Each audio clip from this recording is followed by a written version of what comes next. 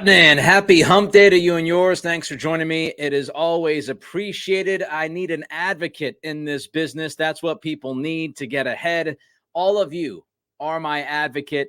All of you who enjoy what we do here at the Nick Cattle Show, you advocate for this program by doing a couple of things. Apple Pod, Spotify, rate and review, and on YouTube. Give us that thumbs up, means an awful lot. That thumbs up means an awful lot. It means more eyeballs, more eyeballs.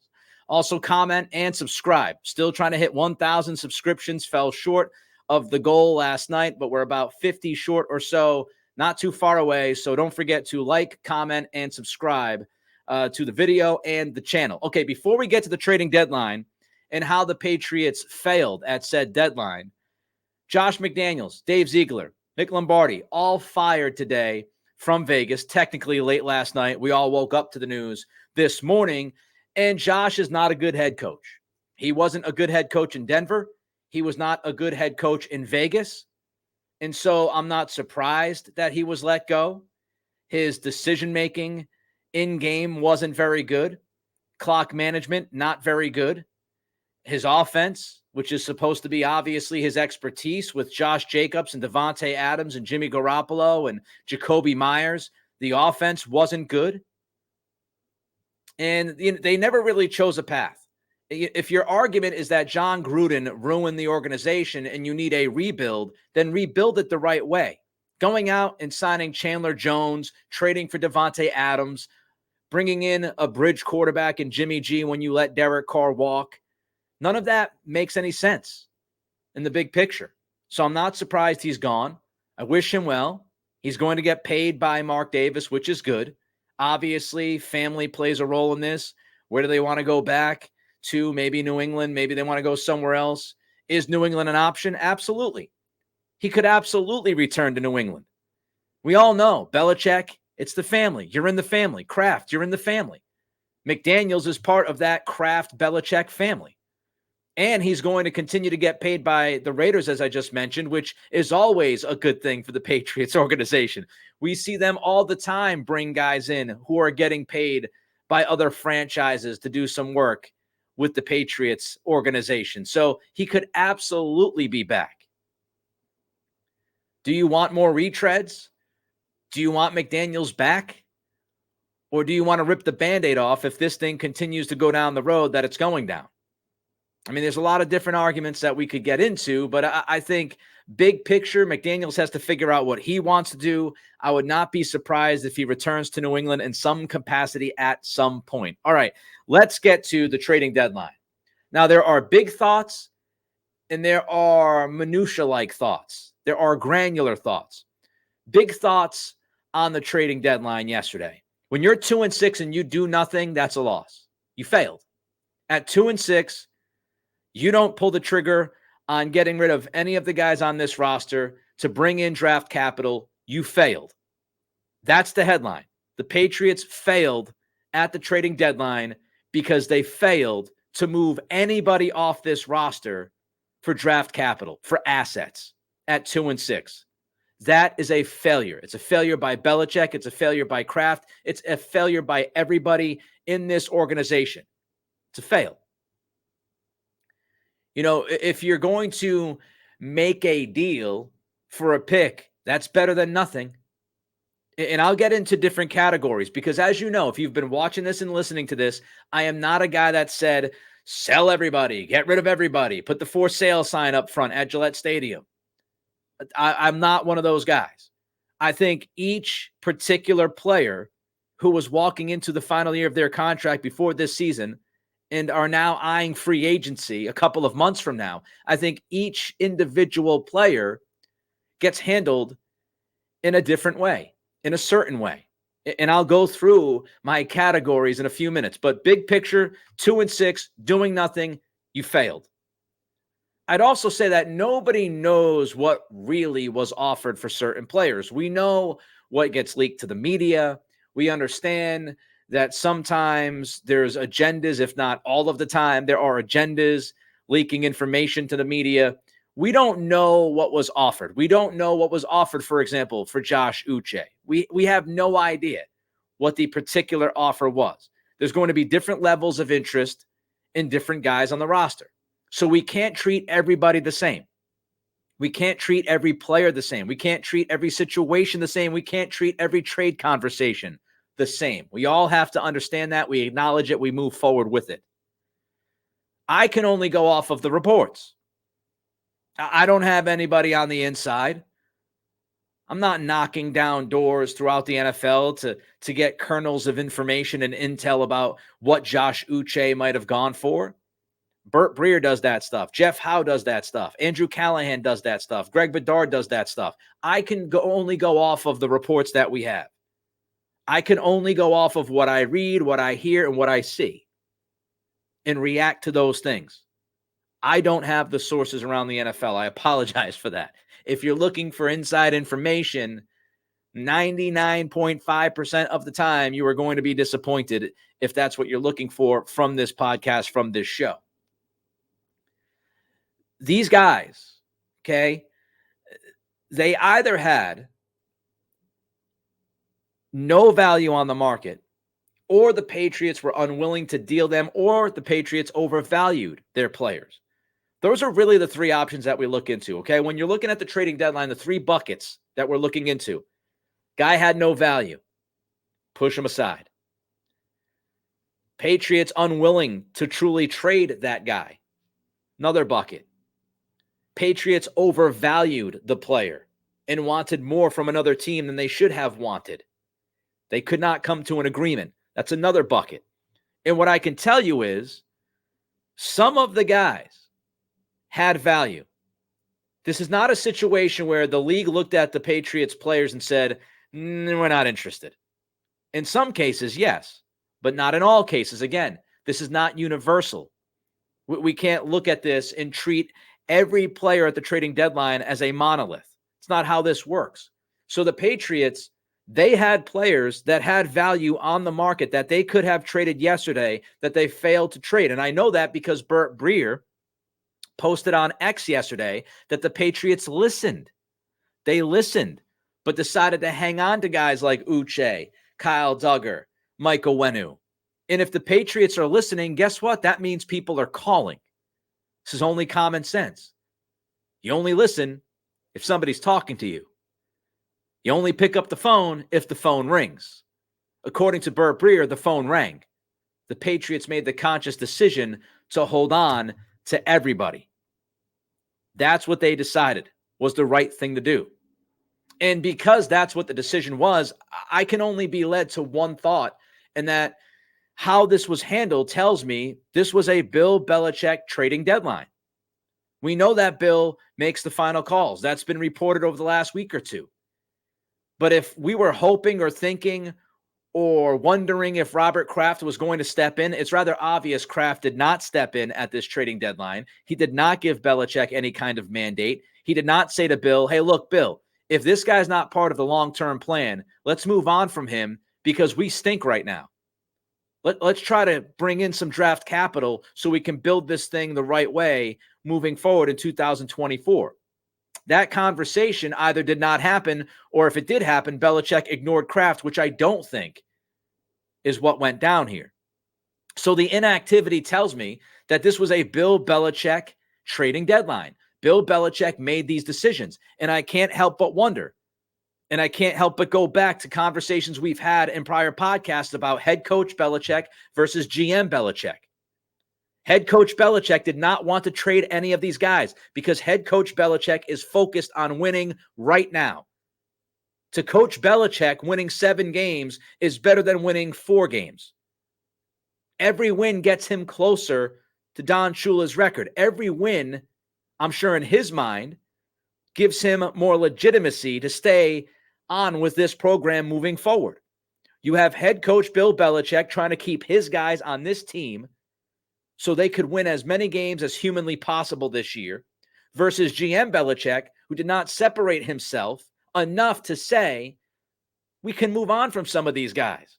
We don't have to keep everybody. And again, I'm not one person that sits here and says that everybody should be traded to bail on everyone. I understand the dynamics of the locker room, and I don't think that you go for a fire sale, but we don't have to treat things as black or white, not mutually exclusive. You don't have to trade everybody, but trading some people would have made a hell of a lot of sense yesterday. And I think we should all agree on that. Head coach Belichick made the decision that he wanted to keep a guy like Josh Uche because Uche meant more to him this year in this program than what a 5th round or 4th round pick might have meant in April. That's a head coach over a GM kind of decision. And that's not how everywhere works. New England is different. When you look at the value of players, I would say it's very likely that head coach Belichick overvalued some of his guys. And I say that because, again, Burt Breer reports that calls were coming in. Calls were coming in. The Patriots did not want to trade Uche, Duggar, and Onwenu, or at least they did not want to trade those guys for what they could have gotten in return. Ian Rappaport posted on X yesterday that it didn't sound like anything got close. Now, Mike Giardi last night on Boston Sports Tonight, or it was early edition, one of those two, Giardi said that he heard the Jaguars were close, or at least Jacksonville thought they were close in acquiring Uche, and that there was a 1-round difference between the value of what Belichick had for Uche and what the Jags had for Uche. And that stopped the deal. And Robert Kraft wasn't stepping in. Simple as that.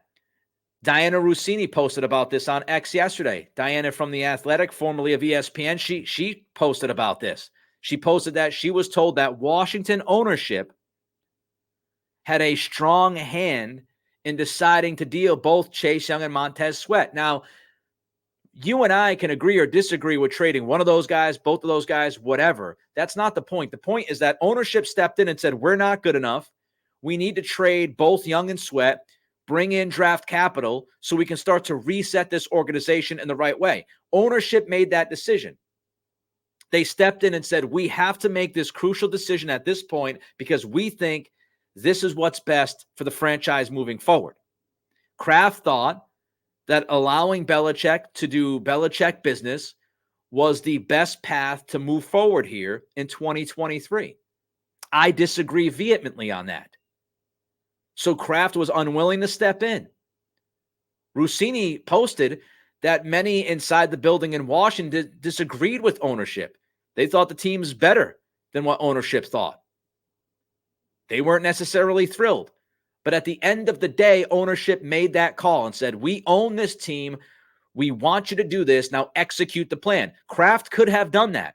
And yes, it might have started a whole fire and chaos with Belichick in the middle of a season. But Kraft had that opportunity. He had that option. He decided not to. And he allowed Belichick to do what Belichick does, which I think was a major disservice for the future of this franchise. It was a swing and a miss. It was a fail. Belichick failed. Kraft failed in not stepping up and saying, let's move some of these guys. All right, again, not every player is the same. Different reactions about different guys. I'm going to get into my categories and how I would have handled each guy. I'll get into that in a minute. But first, again, you are my advocate. People in this business, they had advocates. That's why they're on the radio. That's why they're on TV. You are my advocate.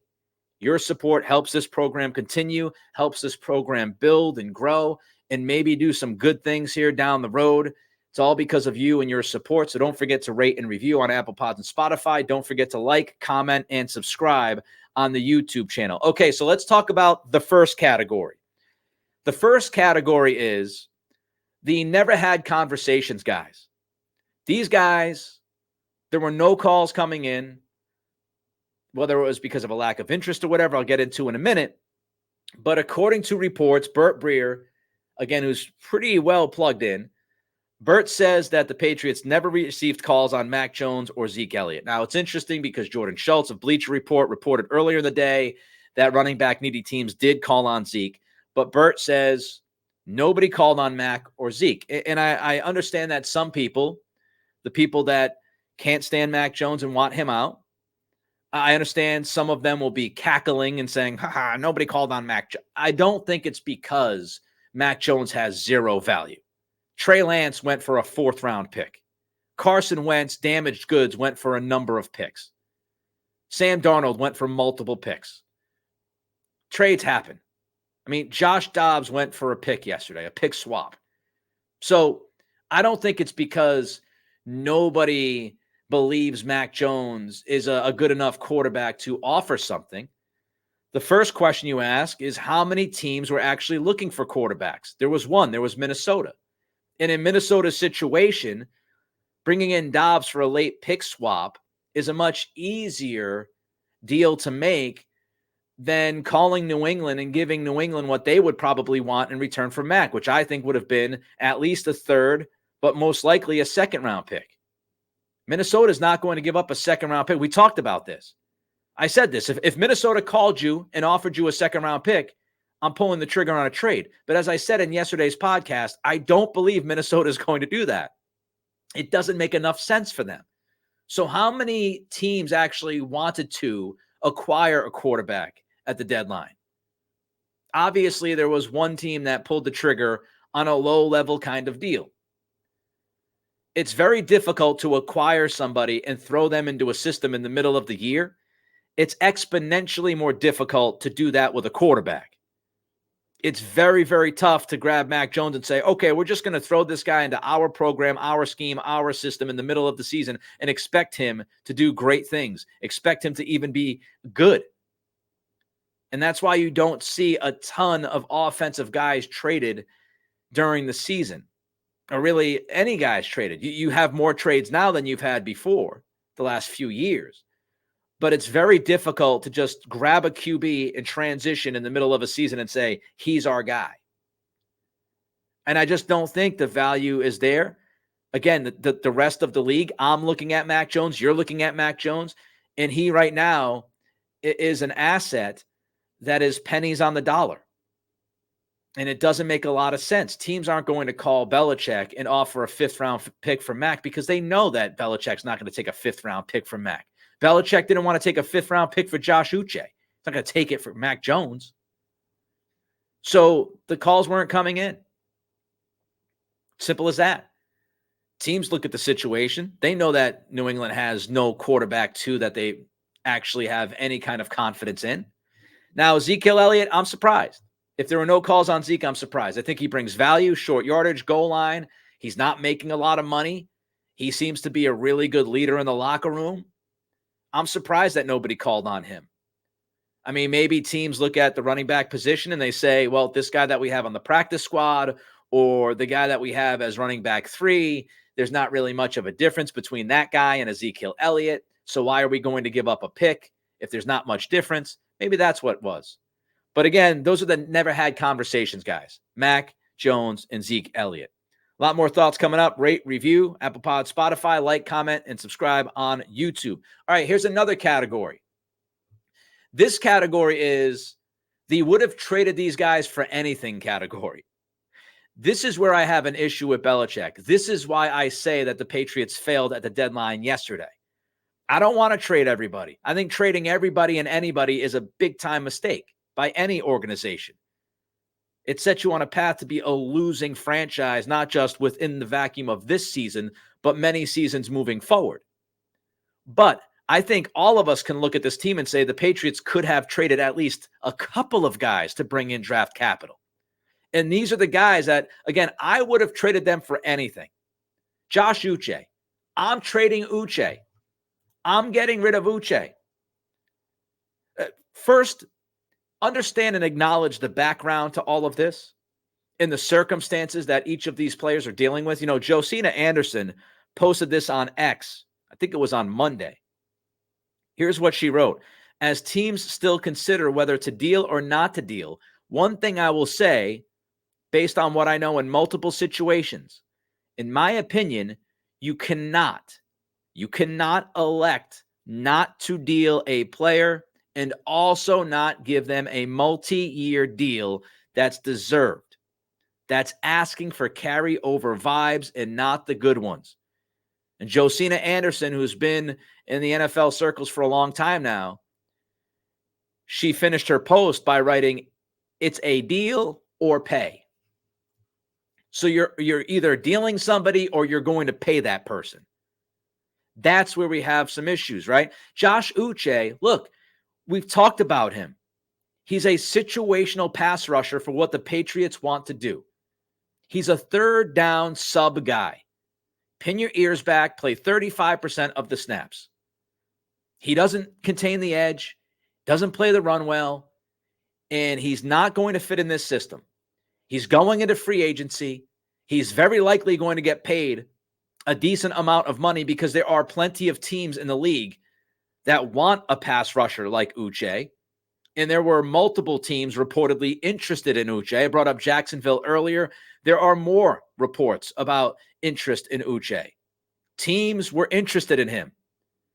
He plays 35% of the snaps for you. You're 2-6. Why in the blue hell are you not trading that guy? He doesn't fit your system. He's very, very, very unlikely to come back. He's going to want to get paid and he's going to want to play. And I don't think the Patriots are going to be comfortable doing either of those things to the level of where Uche wants. So why would you not trade Josh Uche? What is the point of not trading Josh Uche? Makes no sense unless you're the head coach and you want the 35% snaps. You want that guy that might be able to make a play, that might be able to win you a game this season at some point. Head coach Belichick versus GM Belichick. It's a problem. Uche should have been gone. And it's not because he's not a good player. Should have been gone, given the circumstances. Mike Gesicki. Again, maybe there was no interest in Mike Gesicki, but I'm looking to trade Mike Gesicki. He's been passed over by Pharaoh Brown. Gesicki's on a 1-year deal. Now, maybe the Kendrick Bourne injury impacted this, but again, that's head coach Belichick and not GM Belichick. Maybe Gesicki will get more opportunity now that Bourne's out to play out of the slot and do some different things. Maybe his snaps will go up because of the injury situation to not only Bourne, but also Parker, who's concussed. But we're talking big picture versus week to week. GM Belichick, big picture, you should be looking to trade a guy like Gesicki for anything. 6th-round pick, don't care. Give me the dart. I'm throwing it. I'm trying to hit the bullseye for a guy like Gesicki. What do you have to lose? Jalen Mills, Adrian Phillips, more guys. It's tough for me to believe that there's no market for a versatile defensive back who makes little money. Solid veteran guys. Trades were made yesterday. Not by the Patriots. So those are at least 4 or 5 guys that I would have traded really for anything. Because it's very unlikely they have a future with you. All right, my favorite category is coming up. First, don't forget to rate and review Spotify, Apple Pods, like, comment, subscribe on YouTube. All right. This category is the okay, I get it, but that's the category. Okay, I get why you kept these guys, but ... Kyle Duggar, understand it. Understand why you would keep him. I think he's a very talented guy. I think he's somebody who gets it. He gets the program. He works hard. He says the right things. He makes impact plays. Not so much this year, which I'll get into in a second. But Duggar is somebody that I'm okay with keeping. I'm okay with that. I'm fine with that. Now, play him in the box because breaking news, he ain't a deep safety. And we've seen that. Play him in the box. Play him where he's comfortable. Put him in a position to succeed, Coach Belichick. But I'm okay. I get it. I get keeping Kyle Duggar. Mike Onwenu. This is a tough one. I went back and forth on Onwenu between would have traded them for really anything and okay, I get it, which is kind of odd, but I'll break it down. Onwenu is your best offensive lineman when he's healthy. This team needs offensive line help. So and I'm not just talking about this season. I'm talking about next season, the year after. Onwenu is a very good player. Very good player. However, you drafted a bunch of interior offensive linemen the last couple of years. You drafted Strange, you drafted Mafi, you drafted you drafted James Andrews. So here's why the Onwenu thing is difficult. If Onwenu is going to play tackle for you, I get it. If Onwenu is going to be a guard, I don't get it. Because you're not going to pay Onwenu. You're not going to pay Onwenu to be an offensive guard. You didn't want to pay Joe Thuney. You're not going to want to pay Onwenu. And by the way, you shouldn't pay Onwenu a bunch of money to play guard because you drafted all of those guards, including using a first freaking round pick on a guard. So, there's if you're going to move Onwenu to right tackle and he's going to stay there like he has the last couple of weeks, it's more understandable to me. But if he's going to play guard, it's not understandable. So, again, I get it, but ... Another guy is Trent Brown. Very polarizing. The fact is, Brown has been your best offensive lineman this year. And if you look at a lot of different metrics and analytics, Trent Brown has been a top at least 10 offensive tackle, left tackle in the game.